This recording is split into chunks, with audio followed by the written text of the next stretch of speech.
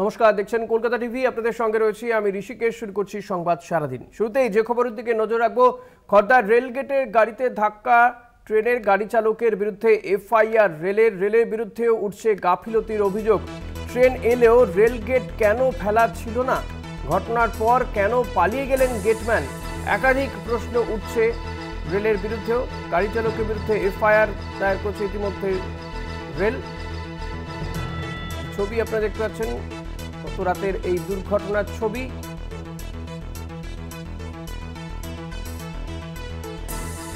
ঘটনার পর পালিয়ে যান গেটম্যান।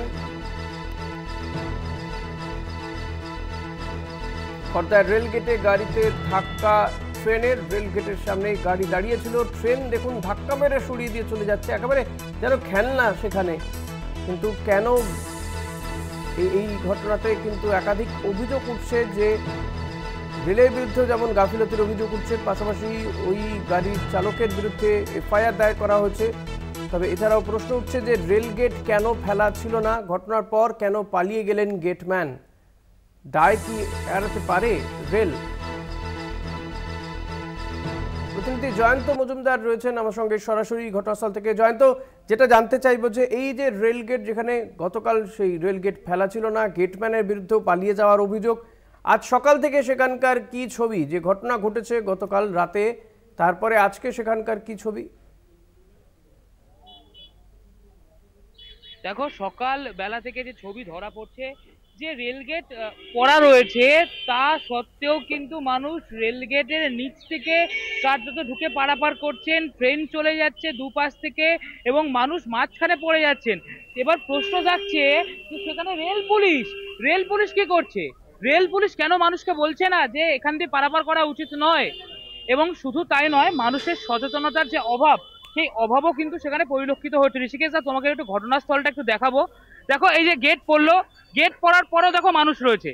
গেট পড়ার পরেও আমি দেখতে পাচ্ছি যে দেখো মানুষ কিন্তু পার হচ্ছে, মানুষ পার হচ্ছে। দাদা, আপনি পার হলেন? দাদা, একটু কথা বলবো। দাদা, আপনি পার হলেন? এটা সচেতনতা নয়? দেখো, এই মুহূর্তে কিন্তু ক্যামেরার সামনে কিন্তু, অর্থাৎ বলার পর, আমরা প্রথমে যখন চেস করেছিলাম পুলিশকে আপনি কেন কিছু বলেননি, তারপরে কিন্তু রেল পুলিশ তৎপর হয়েছে। ছবিটা দেখাবো তোমাকে। রেল পুলিশ কিন্তু লাঠি উঠিয়ে কিন্তু এই মুহূর্তে তৎপর হচ্ছে। এক্সক্লুসিভ ছবি দেখাচ্ছি। পুলিশ কিন্তু সচেতন করার চেষ্টা করছে মানুষকে। একেবারেই দেখো, মানুষকে সচেতন করার চেষ্টা করছে পুলিশ, লাঠি উঁচিয়ে কার্যত, সেই ছবি কিন্তু ধরা পড়ছে। এবং এখনো দেখো রেলগেট পার রয়েছে এবং প্রশ্নের পর কার্যত পুলিশ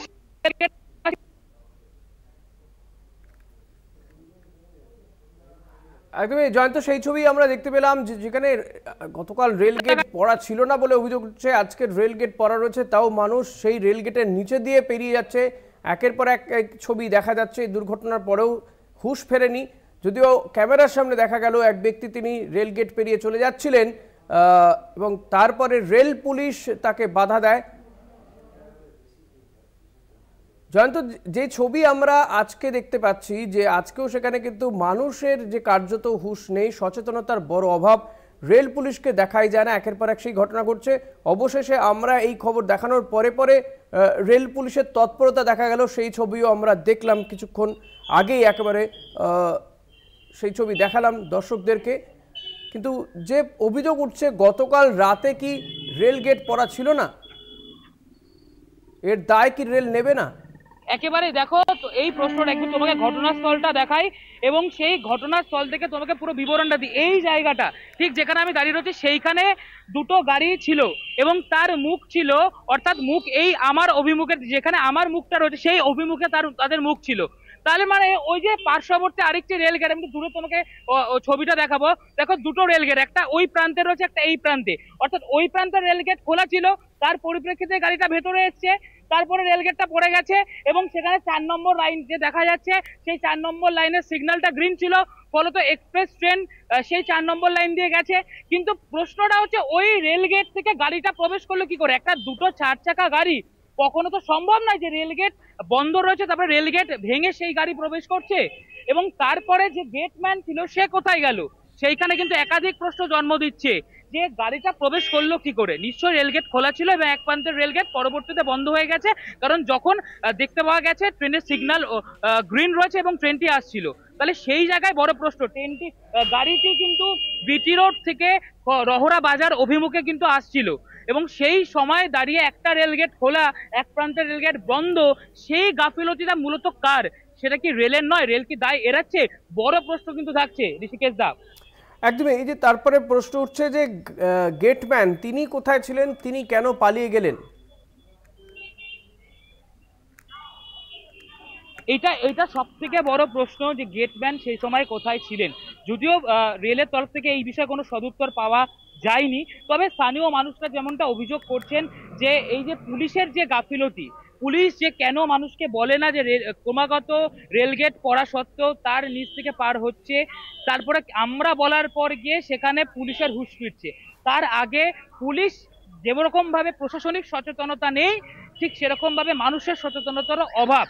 আর এখানে আরেকটা প্রশ্নের জন্ম দিচ্ছে ঋষিকেশ দা, তোমাকে যেটা জানিয়ে রাখবো, এই জায়গায় মূলত কিন্তু অনেকগুলো স্কুল রয়েছে, একদিকে রামকৃষ্ণ মিশন রয়েছে, অন্যদিকে ভবনাথ স্কুল রয়েছে, ফলে স্কুলের একটা চাপ পড়ে, এবং সেই জন্য কিন্তু এখানে বলা হয়েছিল, এখানকার যিনি বিধায়ক অর্থাৎ খড়দার বিধানসভার যিনি বিধায়ক শোভনদেব চট্টোপাধ্যায়, বলা হয়েছিল যে একটা ওভারব্রিজ করে দিলে সুবিধা হয়। কিন্তু তাহলে সেই ওভারব্রিজের প্রকল্পটা থমকে কেন?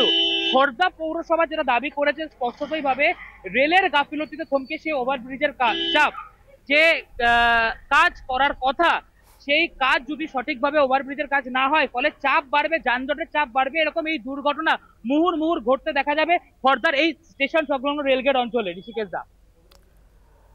একদমই জয়ন্ত, অনেক ধন্যবাদ তোমাকে। নিঃসন্দেহে জয়ন্ত যে কথা বললো যে একটা ফুটওভার ব্রিজের একটা দাবি উঠেছে, কিন্তু এখনো পর্যন্ত সেই দাবির সপক্ষে কোনো কাজ দেখা যাচ্ছে না। তবে একাধিক অভিযোগও উঠছে, রেলের গাফিলতির অভিযোগ, গেটম্যান কেন পালিয়ে গেলেন, এবং অতি অবশ্যই সাধারণ মানুষের মধ্যেও যে সচেতনতার অভাব রয়েছে সেই ছবিও কিন্তু দেখা যাচ্ছে। আজ সকালেও সেই ছবি দেখা গিয়েছে। আমরা একেবারে আপনাদেরকে লাইভ দেখালাম যে মানুষ রেলগেট পড়া থাকাকালীন গেটের নিচে দিয়ে কীভাবে পেরিয়ে যেতে চাইছিলেন, কিন্তু আমাদের খবরের জেরে কিন্তু সেখানে ছিলেন যিনি কর্তব্যরত রেল পুলিশ আধিকারিক, তিনি তাকে সেখান থেকে ফেরান।